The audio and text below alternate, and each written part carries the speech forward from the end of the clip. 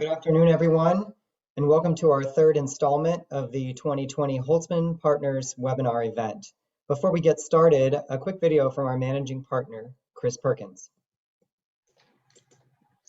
Hello, I'm Chris Perkins with Holtzman. Welcome to the third installment of our 2020 virtual CPE series.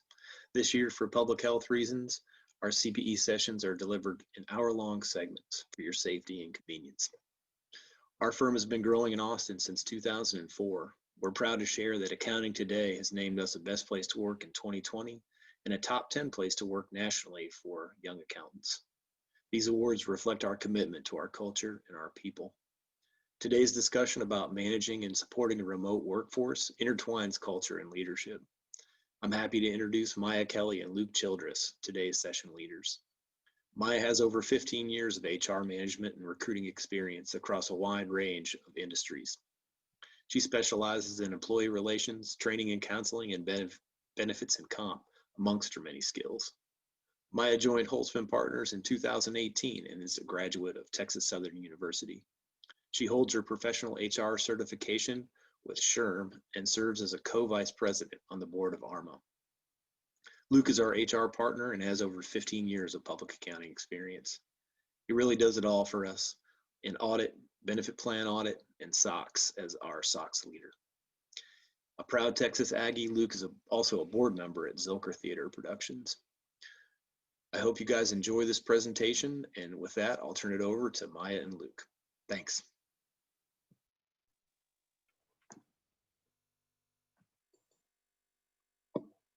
All right, thanks so much, Chris, and welcome everyone again to our second non-technical topic of this year's webinar. So today's topic is managing and supporting a remote workforce. And you might be thinking, it's a little late for this topic, right? Given that we've been working from home since March. And in today's session, a key takeaway that we will introduce to you is that remote work in some form or fashion is here to stay. Although COVID-19 has led to economic, health, and social devastation, it's also created an unprecedented opportunity, which is to run the world's biggest ever workplace experiment.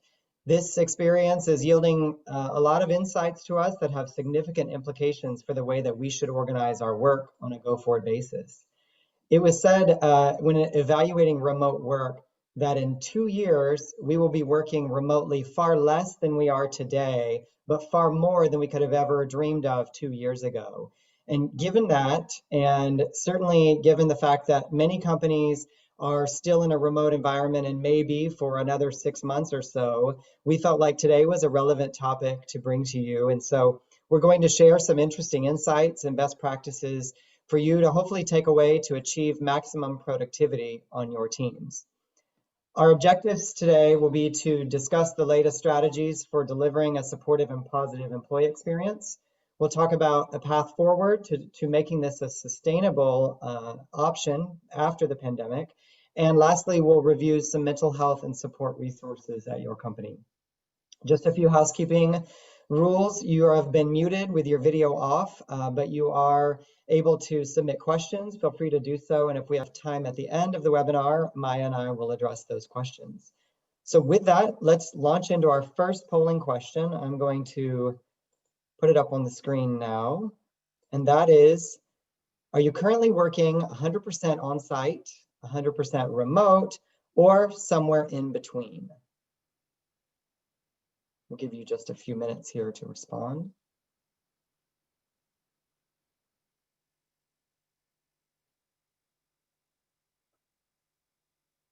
Okay, so not surprising, I'll share the results here. We have the majority of individuals are working 100% remotely, as are we at Holtzman, with approximately 20% of you somewhere in between, and very few still working on site. And so the topic that we're going to share today, most of you will have experienced some of the challenges that we talk about in a remote environment. And so clearly from this poll, you'll be able to empathize with what we're talking about and hopefully glean something from it if you are going to continue that for any time in the future. So I'm going to start by sharing a survey that was conducted by Slack this year when they launched their future forum. It was entitled the Remote Employee Experience Index, and it surveyed 9,000 knowledge workers across multiple countries and ranked 5 key elements of remote work. That's work-life balance, a sense of belonging, productivity, stress, and overall satisfaction with your experience. And if you'll note, what's interesting about this, so clearly work-life balance, over 50% of individuals felt like they have achieved better work-life balance in this remote world. Sense of belonging, not surprising, only 21% felt that they had achieved better, and 34% actually felt like it was worse. And then the other three are falling somewhere in between: stress and anxiety, productivity, and overall satisfaction. The main thing that I want you to take away from this slide is the interesting thing is what is perceived to be a benefit by some people in the green is perceived to be an obstacle by those who are in the red. So the message here is there's no one size fits all. There's no consistent theme in how your employees may perceive working remotely and how you may perceive working remotely. It's based on facts and circumstances. And so a lot of the things we talk about today will have to be adapted to your individual team and your own circumstance themselves. One thing is consistent, though, in the same survey that Slack launched, and that was what employees wanted. So the survey yielded 12% of workers intended to return working exclusively from an office. The large majority, 72%, wanted some type of combination of office and remote work. So what's clear from this is our consistent theme is employees do want to work from home at least part of the time, and that is here to stay post-pandemic. Now, the research that Slack did revealed a complex picture of the benefits and challenges facing employees working remotely during this moment of crisis. And it also really emphasized the message and the need for companies to reimagine the way they operate in order to be able to continue this, make it a long-term sustainable option for people. So from an employee perspective, the Slack survey showed the top advantages of working remotely were A, eliminating a commute. We all know, for those of us that are not having to get in our car every morning and sit in traffic or every evening, we've gained time back. That's either time we can spend on devoting to our productivity, as well as time you can spend with your family and friends in activities that you previously were just sitting in a car, listening to the radio or talking on the phone.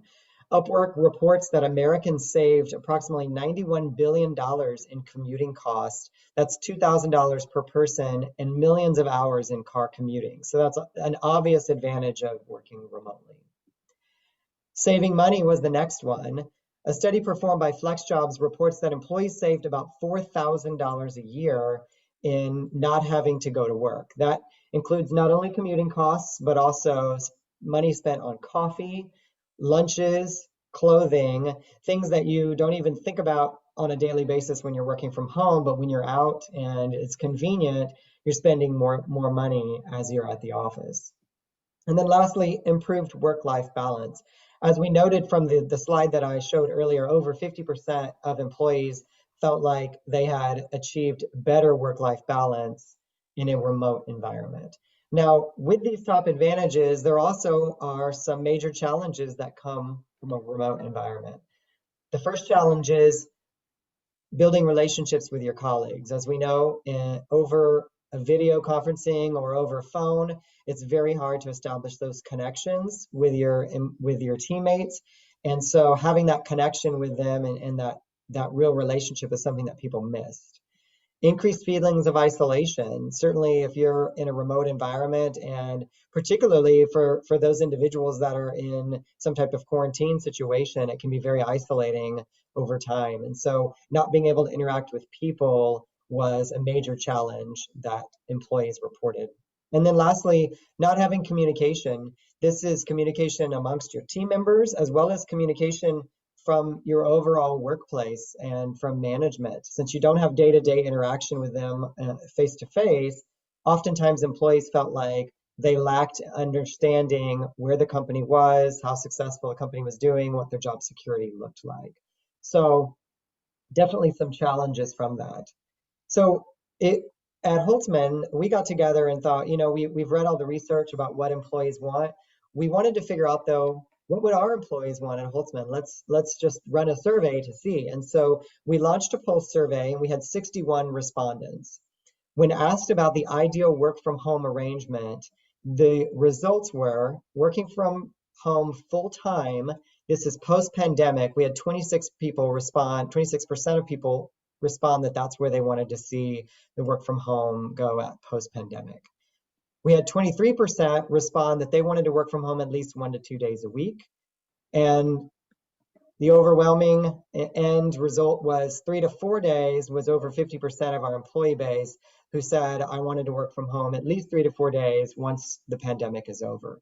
Now, what you'll note from adding up these percentages is that no one in our survey of our 61 respondents responded that they wanted to go back to the office on a full-time basis, which was a little bit surprising, just given that some people do enjoy the office. We did ask them as part of the survey, what are the main advantages of being in the office? And the responses were A, predictability and stability. That's in terms of just your office hours, knowing where you're going every day and what you'll be doing every day is more predictable, they felt, in the office. Collaboration with their teams, which is an obvious answer when it comes to that team cohesion. And lastly, of course, free snacks. When you're at home, you don't get free snacks, and so that was a main advantage of going back to the office. However, that advantage wasn't strong enough to drive anybody in the survey to say they want to be there 100% of the time. Yeah, and I think as we talk about returning to the office and what employees want, I would encourage all of you, if you haven't done so already, to launch an employee survey. Extend the invitation to hear what your employees are wanting when they go back to the office, maybe some of the challenges that they have, or even concerns. Now, you're not going to be able to, accommodate all of them. However, employees want to know that they're being heard. This is a time where any decisions around return to work will impact them and their family. So keeping them at the forefront is definitely going to be key, and just kind of keeps them really engaged and just kind of thinking ahead as to what the office may look like in a few months. That brings us to our next polling question as it relates to productivity with them being out of the office. So let's go ahead and launch that. So as we look at productivity and in this remote environment, where is your productivity level? Has it increased? Has it decreased? Has it stayed the same? And this will take us to our next section. Let's see. We'll give you guys a couple of seconds. Yeah. I get a little sneak peek at the results here, so it's interesting how this is coming out. We have about 90% of the votes in. Let's just give it a few more seconds so we can get an accurate depiction of our audience. Okay, let's go ahead and share these results. So productivity, it's a little mixed. We had about half people respond that productivity stayed the same. We had some of you, 35%, say it increased, and then 15% say it decreased. So these are interesting results, and I think the key takeaway from these results is probably it's a broad question when we say employee productivity. What does employee productivity mean? And when you're thinking in terms of did it increase or decrease, it probably changes depending on the type of task that you're referring to. So with that, that brings me to my next slide, which is a survey that Boston Consulting Group did, where they surveyed 12,000 employees during this pandemic time in a variety of industries and a variety of countries, and they surveyed them based on their productivity during the pandemic. Now, they had 3 different groups of people included in this survey. You had individuals who stayed on site during pandemic, and what that is defined as is people who worked greater than 3 days on site prior to COVID-19 and post COVID-19. People that stayed remote, those are defined as those who worked fewer than 3 days in the office or greater than 3 days remote prior to COVID and during COVID. And then lastly, you had the group that transitioned. So people that were greater than 3 days on site at an office before COVID and now greater than 3 days at home during COVID. Those are the 3 categories. And so what Boston Consulting Group did is they reviewed the 3 different types of tasks that they deemed were measurable by productivity. You had individual tasks, which these are things like analyzing data, writing presentations, or executing administrative tasks. And what you can see here in all 3 groups, the majority of people said that they were as productive or more productive than pre-COVID-19. So that's in not only people that stayed in the office or stayed home, but those that also transitioned. The next area that we saw in the survey, managerial tasks. So these things are defined as supervisory review, answering questions, planning, budgeting, executing administrative tasks as well. And if you'll draw a parallel to the individual tasks, even these managerial tasks seem to be very individually focused. If you're a supervisory review or you're answering questions, it's a bit one-sided. And so again, the survey results showed that over half of the groups in all 3 categories were able to maintain productivity or be more productive than pre-COVID-19. Now, the last category is the one we want to focus on, and that's collaborative tasks. So these are, by definition, things that require exchanges with your coworkers, working in teams, interacting with clients, anything that requires some type of collaborative environment. So you'll note that people that stayed in their environment, if they stayed on site or if they stayed remote, we still had over half of the respondents say that they were as productive or more productive than they were pre-COVID. It's this last category that really sticks out, and that's individuals that transitioned from being in an office to being remote felt like they were less productive than pre-COVID-19. And this is a concerning statistic in this survey, in that if we are going to continue in a 100% remote environment for a period of months until it's safe to return to work, or if your company is going to introduce some form of remote hybrid work from home, it's important that you don't lose productivity on collaborative tasks. As we know, collaboration is key to a company's success. So what we want to talk about today is how you can maintain collaboration even in a remote environment. So I'm going to take us into what Boston Consulting Group broke down as to the 4 different factors that correlated directly with an employee's productivity on collaborative tasks. Those 4 categories were workplace tools, social connectivity, physical health, and mental health. So what Mya and I are going to do, we're going to walk through each one, and we're going to introduce some questions that you should be asking yourself in each of these 4 factors, and then hopefully provide some insight into items that you can use, best practices or things that have come out as part of research that might help improve or contribute to better collaboration or productivity on collaborative tasks. So the first area, we're going to talk about workplace tools. The survey mentioned that people who are satisfied with their workplace tools are 2 times as likely to have maintained or improved their productivity on collaborative tasks. So first, what tools are needed for your team? Now, I'd like to throw in here in this point, it's not only what tools are needed, but you also can't assume that your team members know how to operate the tools that they have or are comfortable operating the tools that they have.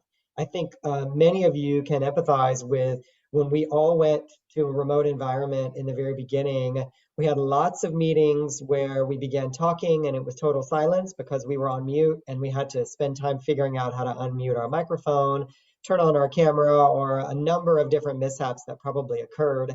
Even though we had the tools available to us, we weren't trained in how to use them properly, or we weren't comfortable with them. So that's an important part of that question.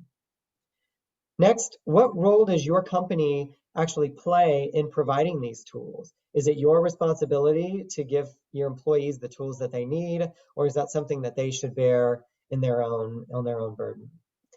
And then lastly, how you encourage a sense of workplace while you are working remotely. So respondents commented in this survey that having a desk setup the same as the office setup was essential in order for them to maintain or improve their productivity.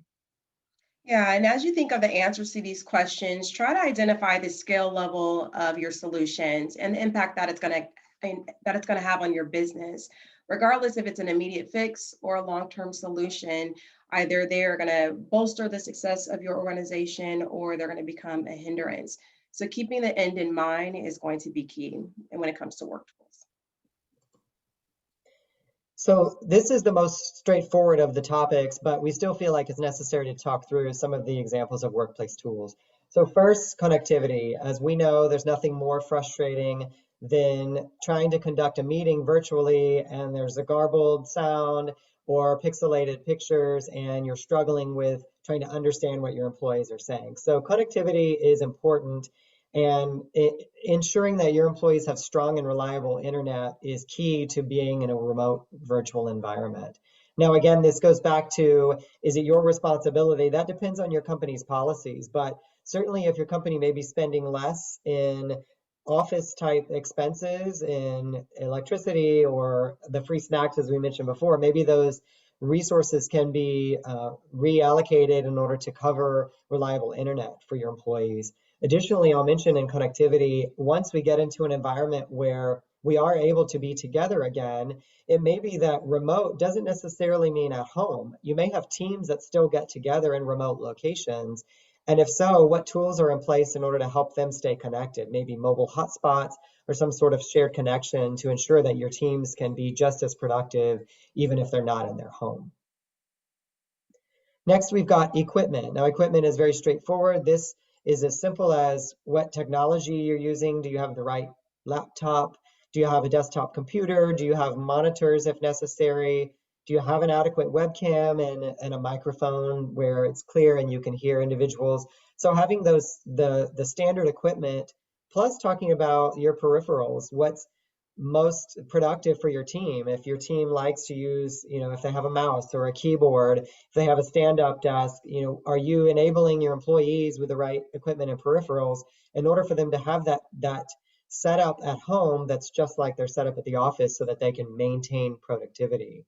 I'll also mention, we talked about stand-up desks, but ergonomics is a big factor here. Are you actually providing your employees with the right tools ergonomically? Do they have the right desk chair, the right desk height? If they do have stand-up desks, do they have the keyboards? Do they have the right lighting in order to operate effectively at work? And, it's important to ask your employees what they need. But I will tell you, as an example from Holtzman, if you just open-ended say, is everyone okay? Do you need anything? The chances of you getting a response from that are slim. So at Holtzman, in the beginning, we posed the question open-ended and we just had a few smatterings of individuals ask for things. Later, we decided, since this is here to stay for a longer period of time, we want to make sure our employees are as healthy as they can be and able to sit at their desk effectively all day long. And so what we did is we selected office furniture. We selected certain desk chairs and monitor setups. And instead of just open-ended asking employees what they wanted, we made these selections and instead say, you have a choice of these 3 options. Let us know which you would like if you prefer, and we'll send you one of them. And our response rate was overwhelming as compared to early on when we just asked open-ended if you wanted it. And so sometimes being a little more direct about your question can drive the results that you need in order to make sure that your employees are equipped with what they need. And then lastly, security. So this is a big topic and one that I think really has evolved over the pandemic. So right in the beginning, when everyone went remote, a lot of security protocols went out the window. And we see this in not only our audit side, but also on our advisory side. When we looked at internal controls, we really had to adapt in terms of security and what was allowed. And most people are viewing this with a little bit of grace right now because everyone's remote at home, with the expectation that at some point you'll be going back to the office. The question becomes, if you're not at the office 100%, what security measures do you need to put in place that are sustainable and more long-term in nature? So for instance, some examples are, before the pandemic, we had several clients who had hard and fast rules. We cannot email contracts or email sensitive documents. Now in the remote world, we have no choice but to email them in the beginning in order to continue with productivity so that we didn't have any type of roadblock at that point. So if this is going to be something going forward, then we need to take a step back and say, okay, people will be at home in the future. So instead, why don't we develop some type of secure shared site or develop some formal policy whether certain things are okay to send via email, but other things need to be over VPN. And so starting to think about permanent security solutions in this hybrid environment is important to ensure that you maintain security on a long-term basis. Yeah, and I would just say, you know, in light of all of the work tools that Luke mentioned, and based on the previous slide, it just goes to show you how important having the right work tools in place assists you in just executing your business operations. I would say even from the HR front, you know, taking something as simple as onboarding and offboarding, you know, being able to operate and doing these two things effectively adds value to the overall employee experience. However, your work tools that are in place, it's going to be highly dependent on what tools you're using in-house. So I would just say keep that in mind as you think of these work tools and executing business operations. The next area of the factors in determining collaborative productivity was social connectivity. Now, I'll point out before we even launch into this area that these are not social connection tools. These are not the technology tools that we've just spoke of, but instead, this is the ability to connect and collaborate on an emotional, mental level with a team member. So that connection, that's the soft skill connection. In the survey, employees reported that being satisfied with their social connectivity created more productivity 2 to 3 times more than if they were dissatisfied with their social connectivity with their team members. So first question you can ask is, how can you encourage collaboration amongst your team? How are you creating an environment that fosters collaboration to begin with? Second, how can you then maintain team cohesion when you're in this fluid at the office, in a remote world, or some hybrid in between? And then lastly, how you can build trust with your newer employees. I think you're on mute, Mike. I would just say that we're talking about work tools. I would just say the important thing here, especially as it relates to your new hires, is creating those various touch points or those frequent touch points. So I know from the HR front, we have a 30, 60, 90 where we're having those conversations with employees. Do they have the resources that they need? Do they feel like they're being integrated into the business? Is going to be key. Also creating a buddy system, you know, does the employee have a buddy within their service line that they can talk to? One thing that we started this year, which we will do going forward, is bringing our new hires across all the business units and service lines together. I think they create this sense of community that they like from day one, and we found it to be really successful for Holtzman. I will say retention with your new hires during the pandemic is a concern. They're not as invested as your employees with 2 to 7 years of tenure. So you're going to have those frequent touch points, even getting leadership involved when it comes to new hires. So whether it's your managing partner or even just another partner at the firm, reaching out and having those proactive conversations. So I would say doing that goes a long way, but in terms of social connectivity and new hires, I think there needs to be more emphasis and focus on that. So some things that you can do to help with social connectivity. First and foremost, communication. Promoting dialogue and two-way communication amongst your teams is paramount. And research shows that using different forms of communication is important, given that your team members are from diverse backgrounds, diverse learning styles. They all have different preferences and respond differently to communication styles. So trying to mix your asynchronous and synchronous communication will allow that two-way dialogue and hopefully allow more productivity from those members that appreciate one version versus the other. I would like to add that research shows human communication is naturally bursty, and bursty means high activity followed by periods of little to no activity. It's a hallmark of successful teams, as most of you have probably experienced. So trying to avoid message-based communication where it's one-sided, instead aligning your routines so that teams have an ability to respond rapidly and attentively to try to gain higher performance. I think that it comes in turn with having a variety of communication. It's certainly okay to email. Having virtual meetings, highly important, which we'll talk about in a minute, but also using chat functions. If you have the ability and the tools to be able to chat with each other, this is a way of achieving this bursty communication that closely mimics what you would be like in the office. A quick example might be if you're in an office setting and you have a team member ask you a question, it's very easy to just grab another team member and the three of you collaborate together. When you're in a remote environment, it's more cumbersome to set up a video call and all join at the same time. So if you set up a group chat between the three of you, it really allows for you to replicate that experience where you're asking questions and responding immediately to try to move that productivity along so no one spends too much time burdensome over, trying to get on a video conference call. So using what's appropriate when it's appropriate and mixing it up is important. Next, virtual team activities. So these are things that are not necessarily social in nature, which we'll get to, but things that can still be team building in terms of having everyone work together in a virtual world. There are a lot of things out there, particularly that have popped up in recent months in response to this, such as virtual escape rooms. One that I think is fascinating is blind origami, where you have one team member turn their camera off and try to describe how to do something, and the other team members work through that instruction. There's Scrabble Scramble, where you are given letters and you break out in teams and try to get as many letters or words as you can.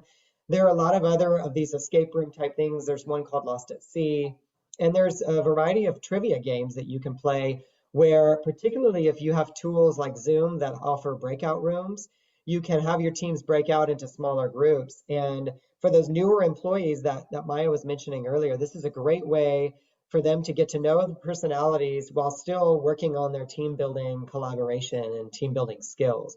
So trying to foster that environment any way that you can. And the team activities are good, but not letting team activities also get in the way of social activities.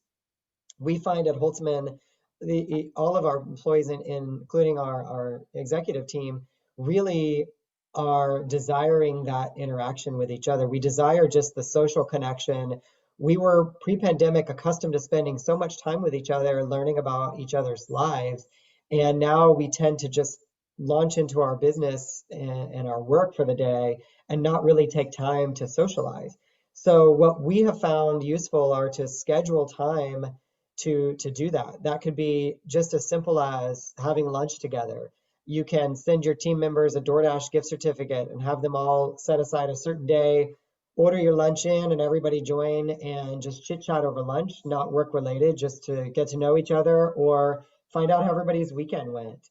You can even do structured events that are social in nature. I know a lot of people have done online cooking classes together as teams, magic lessons, a lot of social activities that are fun things to do while you might be stuck at home, but yet still give you that collaboration, working with your team and getting to know them better.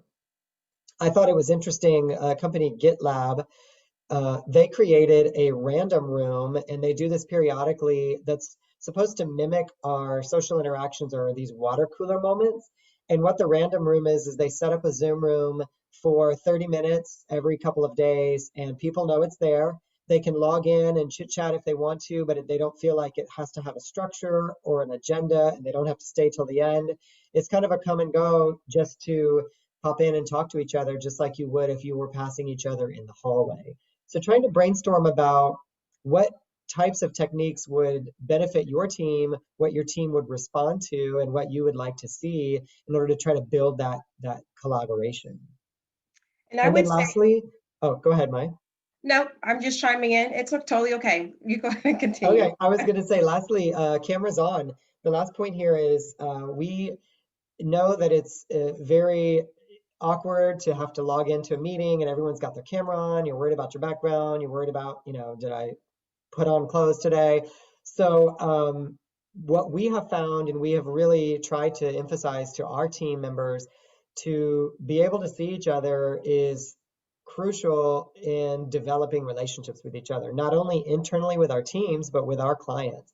And so we try to, as a rule, have our cameras on. Even if the other party doesn't want their camera on, we still feel like it's important in today's environment to do that. And that will maintain its importance as we go into a hybrid model after the pandemic that you still have the same feeling of team no matter where you're at, whether you're at the office, at a Starbucks, or at your house. You still are able to see each other and share body language, share direct eye-to-eye contact with each other is important. And participate in your meetings.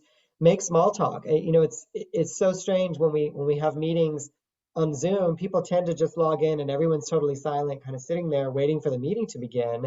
When pre-pandemic, if you walked into a conference room, you would never ignore the other person when you walked in. You would say hi, you would make small talk until everyone arrived. And so trying to keep that up is important. And it also trying to involve those individuals who are tend to be quieter, more reserved. Don't let them just log in quietly and then log out. No one heard a peep. Try to involve them, ask them questions, and get them involved in the discussion, just like you would if you were in a conference room.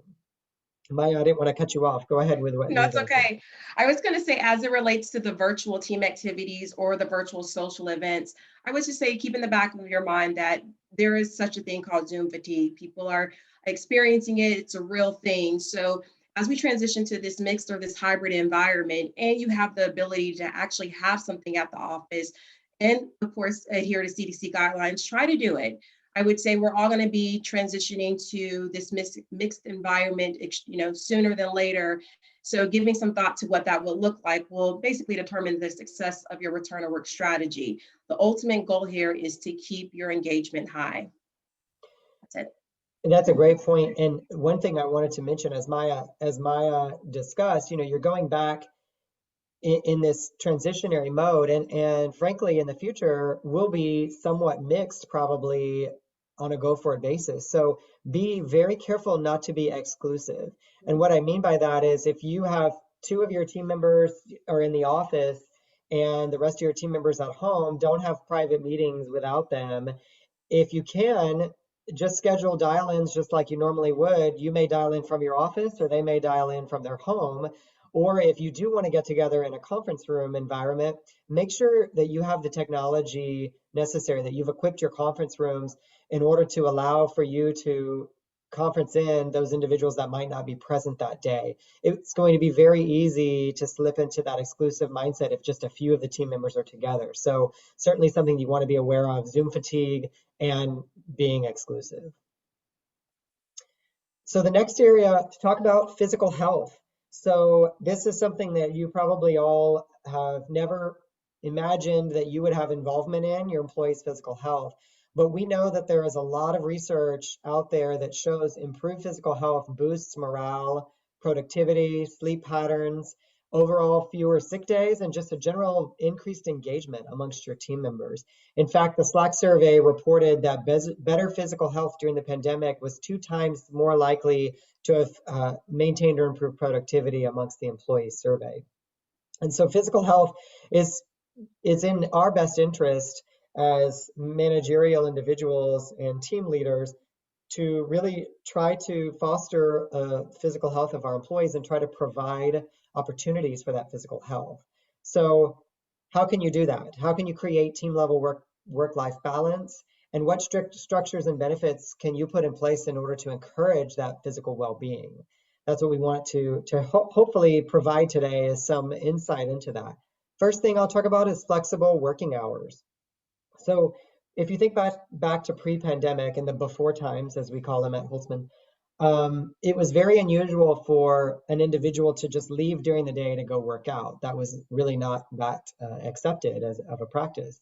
But in today's environment, particularly when we're on restriction and you can't go to places that you might have gone to before to work out, employees have to be creative as to how they get their physical health activities in. And many times that involves getting outside and doing something in the outdoors. Well, since we're currently in the winter months, it's dark oftentimes when working hours are over. And so being flexible to try to allow time for your team members to get outside, do the workout that they want to do, it may result in you having to take breaks during the day to allow for that. But maybe everybody is on the same page and they want to do that. So maybe scheduling, hey, this is an hour workout break, everybody do what you want to do, and we'll pick it back up once you're able to complete your workout. Being as flexible as you can is important in meeting those needs. Second, maybe you can institute something such as move conference calls. These are things where if it's not necessary for you to be staring into a camera or to be sharing a screen, maybe your team can have their meeting over the cell phone while they're outside working or working out, excuse me. And that in terms of working out, I mean taking a walk around the block or doing stretching, some physical movement that is contributing to their physical health while still allowing you to be in a productive mindset from work. And I would say on the topic of wellness challenges, I would look into any wellness offerings that could be tied to your benefit plan. I know that there's often something or an incentive there. So look at, work with your broker and see what you can offer to your employee base. In terms of providing resources, think of a wellness champion, someone from your employee base who can send weekly move goals or exercise tips, or even just wellness reminders. I know we have a parent support group at our firm, which is really successful. Our parents seem to love that. The goal here is to embed change behavior around self-awareness and self-care. Once you get physical health underway and you encourage better physical health, another important area is mental health. So in addition to our physical health, we know it is widely documented that a person's well-being impacts their overall company performance. Workers who feel well are overall more productive, they're more engaged, they're happier at work. On the other hand, if an employee's well-being is suffering, we know that their work will also suffer, and potential for ill will toward their employer as well if they're not in a healthy mental state. And mental health was an issue and an area of focus prior to pandemic. Just yesterday, I read an article in the New York Times, an opinion from an Olympic runner regarding mental health in athletes. And this piece was real interesting in that it discussed approaching mental health the same way you would approach their physical health in terms of staying healthy and addressing injuries.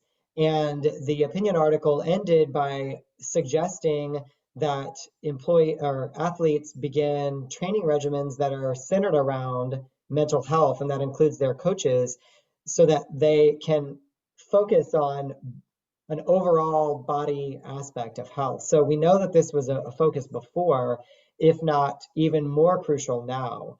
A recent CDC study showed that 41% of American adults struggled with mental health issues stemming from the pandemic. This number actually rose to 75% between the ages of 18 and 24. And the article also mentioned for companies, the loss of productivity related to poor mental health could be as high as $1 trillion per year. The pandemic has created a disproportionate aspect of mental health, particularly a mental toll on women in the workforce, causing 1 in 4 senior level women to consider leaving the workforce or downshifting their careers since the start of COVID-19. So we know that the pandemic has exacerbated an issue that was already at the forefront of our minds. The top challenges that the CDC article mentions regarding mental health in the workplace during the pandemic: anxiety over layoffs, financial security concerns, childcare, homeschooling responsibilities, and burnout. And I know the interesting thing about this is it's not exclusive to one different demographic or one employee or one area. This is something that probably every person on this webinar today has experienced one type of stress from these items, one or more, and our employees are doing the same thing. And so it's important that you're aware of what challenges are. And really that bottom one, burnout, I want to spend just a minute on to talk to you about burnout. So another survey conducted in 2020 by Glint noted that already before the pandemic, we were in an unprecedented employee burnout territory. And the article even says the term burnout really is a limited representation of what we're facing. It's really a sustained level of stress and anxiety beyond what we've experienced in the past. And so as you can see here in the chart, in the March, April timeframe, when this was all really just beginning to take hold, we were already at almost the top level at 4.43 that we had been in the last 2 years. And then it just skyrocketed from there during the pandemic months. So this employee burnout really shows us, being at a 2-year high, that we need to prioritize mental well-being and ensure that we are supporting our team members in all aspects of humanity, not just in their work. So let's talk about mental health. People who have experienced mental health during the pandemic are 2 times more likely to improve their productivity on collaborative tasks. So some questions that you should ask are, do you fully understand your team members' challenges and concerns?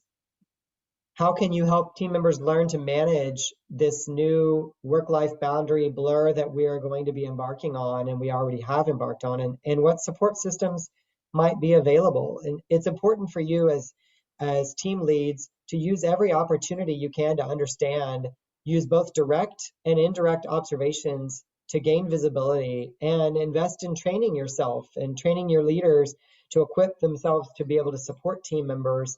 And just as I mentioned, the coach and athlete article that I read yesterday, really being preventative in your learning and education so that you can detect when someone's struggling. Yeah. And on the lines of kind of detecting that, I think as people managers, we are the first lines of defense. I think mental health often goes, it's harder to detect. I think those that are suffering are often suffering in silence. But being aware or seeing those red flags or behaviors that are off-putting, taking that proactive approach and reaching out to the employees. Or the goal is not to try to solve their mental health problems, but guide them to those resources.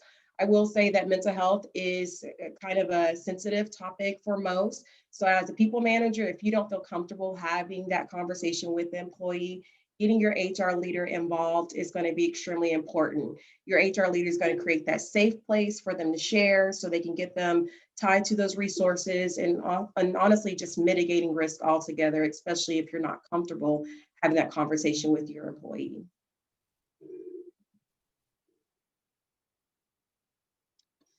The first line of defense on mental health and in really providing those resources that Maya mentioned is education efforts. There are so many things out there, particularly over the last few months, that have come out in terms of webinars that can assist you and your employees on coping with stress, on financial budgeting, coping with financial stress, parenting in a pandemic, childcare options, a lot of different resources, both free and paid, that you can make available to your employees and you yourself, and really provide some beneficial research and education in those areas.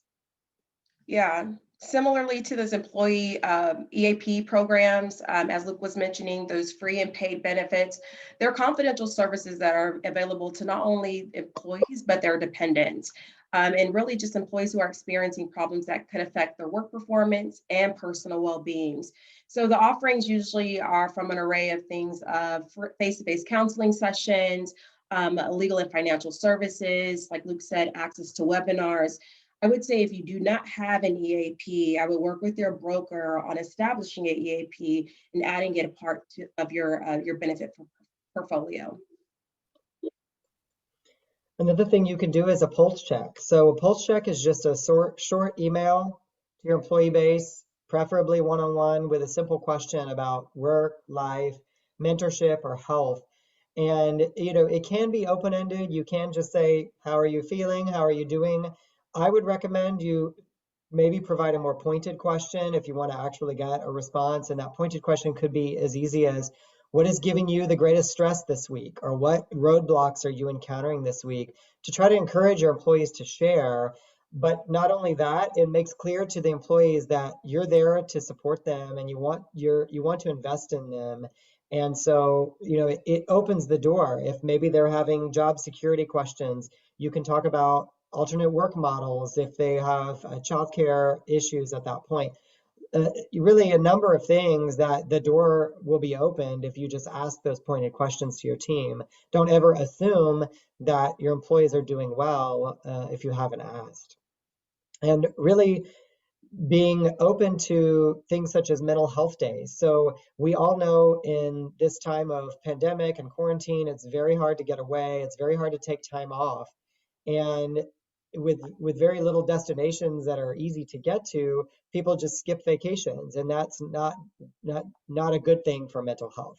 So encouraging that your employees take time for a mental health day where they can unplug and not think about work. Yes, they're in the same environment, they're still at home, but step away, put the laptop away and really just use that time to regroup and recharge so that you can come back and be more productive.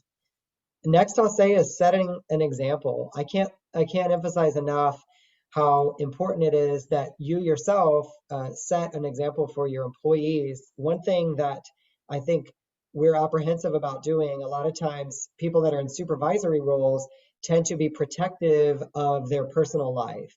And oftentimes that then creates this barrier between your employee and the supervisor, where if you would just let the employees see your messy house in the background, or let the employees see your kids running in the room distracting you, or the cat's tail walking across your screen, what that shows the employee is a connection where, oh, I see that they're dealing with the exact same thing that I'm dealing with. So A, maybe it's not just me, I'm not isolated here. And B, I am going to feel more comfortable reaching out to my supervisor to say, hey, I noticed your kids were driving you crazy. I'm experiencing the same thing. How can we get past this? Or can you work with me on certain schedule flexibilities and things of that nature? So trying to set that example so that they know you're here for them and you're also in the same boat. And then lastly, with that is being positive. Difficult and stressful times are upon us, we know, but research on emotional intelligence tells us that employees look to their managers for cues about how to react to sudden changes or times of crisis like we're in right now. And it's okay to acknowledge the stress and acknowledge the anxiety to the employees. I think that's important that you don't gloss over it, that you acknowledge it's here, but then you provide affirmation and confidence in your team's ability to get things done. In job security, you provide affirmation in that this will come to an end at some point, we will come to a solution. And so trying to set that example and be a positive influence on your employees will contribute greatly to their mental health. And I just think overall, just to summarize these bullet points on mental health, just humanize the experience. There's no blueprint as we're all trying to navigate these uncharted waters. Giving your employees grace, flexibility, and keeping your lines of communication open will be so crucial at this time. So that brings us to our last polling question. So we're going to go ahead and get that launched. Let's launch it here. Okay. So what area requires the most work on your team based off of everything that you heard today, these 4 factors that we walked through this afternoon? Again, I love the sneak peek where I can see the bars going up and down.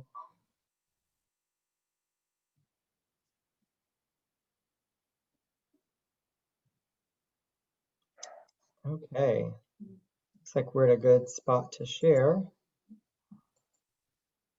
So the largest area of deficiency, or one that needs the most work, is social connectivity, which is not surprising, followed by mental health. So that's very interesting. And it's actually important that people acknowledge that physical and mental health is a part of this. Social connectivity, though, is something that I think is an area where you have to figure it out for your team, and using the resources you have, some of the examples that we shared today, along with just observing and asking your team, what is it that you want to see? What do you think would contribute to a better social connection with your teammates and your colleagues? Maya, do you have anything on that you would share? No, I just would reiterate the same thing. Everything is going to be based on your business needs. I think one thing to just kind of, cover again, as we mentioned earlier in the presentation, you want to have work tools and things in place to ensure that you're able to execute your business operations, right? If you can't operate efficiently and effectively, then you're going to impede on, the success of your business. We do have a question in the Q&A, and Maya, you kind of just touched on it, but I'll pose it to you. the question is, we've been seeing a decline in our employee productivity. What steps would you recommend we take to re-engage our employee base or remedy this issue? I would assess the burnout level. I think sometimes productivity takes a hit when they're burnt out. I will look at just engagement altogether, making sure that we talk, these 4 pillars that we talked about: work tools, social connectivity, mental health, and physical health. Is productivity tied to that? Getting that back in order. So I would say look at that. Again, we want to humanize the experience, work with your leadership team and your HR leader to see what's going to be best. But I think there's several things to uncover in terms of trying to come up with a solution that's going to work. Okay, that's another question that came in, and I'll address this one is, being that Holtzman has yet to return back to the office, as I mentioned, we are remote, what updates are provided to your employee base and how frequent are they? And I think that's an important thing to bring up is communication. So we at Holtzman, our managing partner, Chris Perkins, has done a great job of keeping the office informed, and he sends out periodic emails, typically every couple of weeks, that show the COVID chart, kind of show some news, and really addressing, let's stay the course, or this is what we're thinking right now. The key there is he's letting people know we are thinking of it. We're not just kind of heads down working and not actually trying to plan ahead. Now, those plans have changed a zillion times. Back in March, when we first thought it was crazy that this would extend to Labor Day, and now here we are. So being adaptive has been important, but I think sharing information as frequently and as often as you can is crucial. At Holtzman, we have a quarterly all staff meeting. So there we address our plans, as well as then we do these touch points throughout each week. And I think the team really responds to that. And they know, and they're comforted by the fact that somebody's paying attention so that they don't have to. And so I think that's communication is key in your organization to make sure that you are providing that and also not allowing people to just run wild with their imaginations, I guess I should say. So with that being said, we're just about out of time. So I want to just quickly give some closing thoughts. We have one remaining webinar on Thursday. That's the Accounting Hot Topics. And so if you haven't registered, please do so. And as we've mentioned before, course evaluations and CPE certificates will be sent together at the conclusion of our webinar series. So look for that, and it's in the chat now if you need to register. But otherwise, we really appreciate your participation today, and as always, appreciate your relationship with Holtzman Partners. Thank you so much. Thank you.